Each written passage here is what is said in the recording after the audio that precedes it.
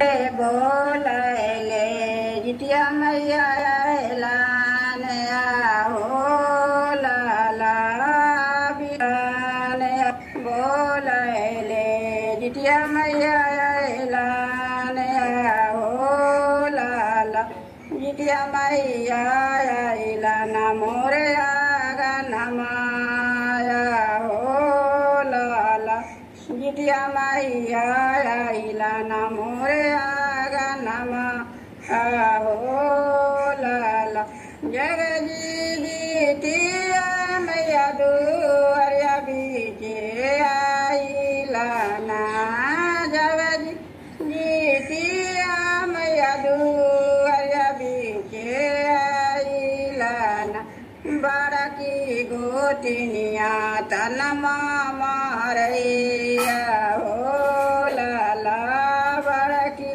गोतिनिया तन मारैया हो लाला ई तो है घासिया पोवरवा हो लाला ई तो है कुसावा के जड़िया हो लाला जगजी जितिया मैया गनमा बीचे ऐलाना जगजी जितिया मैया गनमा बीचे ऐलाना।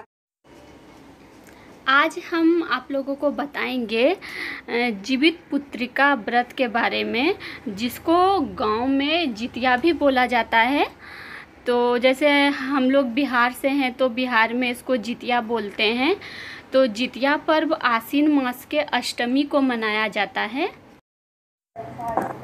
आश्विन मासक एलै आश्विन मासक एलै अष्टमी तिथिया करबै हमहूँ जितिया ना।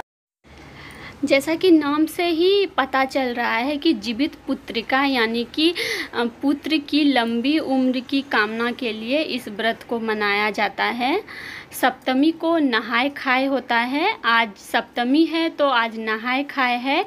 इसमें बहुत सारी सब्जी बनाई जाती है, जैसे कि आप 25-30 ऐसे हमारे यहाँ सब्जी बनती है। तो बहुत सारी सब्जी बनाई जाती है, चावल और उड़द की छिलके वाली दाल, बहुत सारी चीज़ बनाई जाती है। और इसमें आज भी पूजा किया जाता है। जो परोल होता है, परोल के पत्ते पे और वो झिंगली उसके पत्ते पे किया जाता है पूजा। उसके बाद केले के पत्ते पे सारी सब्जी को रखा जाता है, चावल दाल सब सारी चीज़ों को पूजा जाता है। दो तरफ पूजा जाता है। एक जो होता है वो बस लड़की को ही खाने के लिए दिया जाता है, वो पूजा हुआ चावल दाल और वो जो सब्जी होती है वो सारी चीज़। उसके बाद जब रात हो जाती है तो रात को जैसे सब लोग सोते हैं सो जाते हैं, और फिर भोर में उठ के 3 बजे या फिर 4 बजे मुहूर्त होता है पंडित जी से पूछ के कि कब खा सकते हैं। तो सप्तमी को रात में सो जाते हैं। उसके बाद जो भोर में उठ के 3-4 बजे इसमें दही चूड़ा केला और वो खाजा ये सारी चीज़ें खाते हैं सब लोग मिलके।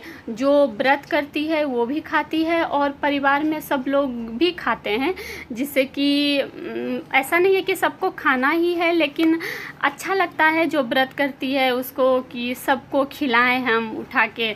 तो मेरी मम्मी सबको उठाती थी सुबह सुबह और सबको दही चूड़ा खिलाती थी। और फिर सुबह हो जाती है, मतलब अष्टमी आ जाता है, तो अष्टमी में निर्जला व्रत रखा जाता है। जो उस दिन व्रत रखती है वो ना ही कुछ खाती है, पानी भी नहीं पीती है, कुछ भी नहीं, ऐसे ही रहा जाता है सुबह से रात तक। मतलब अगले दिन खाएगी खाना, उस दिन ना ही खाना खाएगी और ना ही पानी पिएगी। तो इसमें वो भरा जाता है, उसको हम लोग बोलते हैं कि थाली भरना, या फिर सूप, जैसे सूप होता है उसी तरीके से वो डाला जैसा छोटा आता है, तो उसी में 4-5 तरह का फल और फिर खबौनी ठकुआ बनाया जाता है, और वो भी उसमें डाल के भरा जाता है और पूजा किया जाता है। जितिया भी उसमें पूजा जाता है उस दिन। जितिया गोल्ड का मिलता है, जैसे बिहार में बोला जाता है कि जितना बेटा है उतना गोल्ड का पहना जाता है जितिया, और बेटी के लिए चांदी का पहना जाता है। और फिर अगर जिसके पास नहीं है सोने का या फिर चांदी का, तो फिर वो धागा का भी बना हुआ मिलता है, वो भी खरीद के पूजा कर सकते हैं उससे, और उसको पहन सकते हैं। और अगर सोना का या चांदी का खरीदते हैं तो ऐसा नहीं है कि हर बार जितिया करेंगे तो नया खरीदना है, ये नहीं है। उसी जितिया को हर बार उसमें पूजा करके फिर उसको सुबह पहना जाता है। पूजा शाम में किया जाता है। पूजे में जैसे मैंने बताया कि खबौनी, फल, सारा चीज़ रख के पूजा किया जाता है। बच्चे का कपड़ा भी रखा जाता है उसमें, वहाँ पर कोई भी कपड़ा हो पहना हुआ बच्चे का, तो वो भी रखा जाता है। और कथा कहा जाता है, जीवित पुत्रिका व्रत का कथा होता है, तो बहुत सारी लेडीज़ मिल के सुनती हैं, बोलती हैं और फिर गीत भी गाती हैं। उसके बाद फिर रात हो जाती है, सब लोग सो जाते हैं। फिर उसके सुबह पारण होता है, तो पारण में आप अपने मन के हिसाब से बना सकते हैं, सब्जी, दाल, चावल, और लेकिन साग मेन होता है। इसमें बोला जाता है कि पारण में साग खाना होता है, तो साग बनता है सुबह सुबह। तो फिर उसके बाद फिर नहा के पूजा करके, जो रात में पूजा हुआ था उसमें खबौनी, ठकुआ और फल सब जो हुआ था, उसको रात में नहीं खाया जाता है। सुबह फिर जो जितिया की है वो नहा के उसके बाद उसका फिर से पूजा करेगी। फिर उसमें से जो प्रसाद है उसको थोड़ा सा तोड़ के खुद खाएगी, फिर सबको देगी प्रसाद खाने के लिए। तो ये होता है जितिया पर्व, ऐसे बिहार में मनाया जाता है। तो ये जो हम आपको बताए, ऐसा हमारे यहाँ मनाया जाता है। इसमें अगर कोई भी चीज़ छूट गया हो तो आप प्लीज़ बता देना कि मतलब ये ऐसे होता है या वैसे होता है, और आपकी तरफ किस तरीके से मनाया जाता है ये भी आप ज़रूर बताना।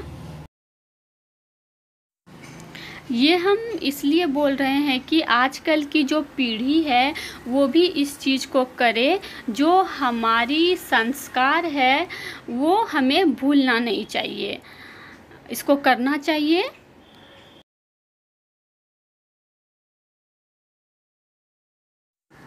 उम्मीद है कि ये जानकारी आपके काम आई होगी या फिर आएगी। तो मिलते हैं नेक्स्ट वीडियो में। Thank you.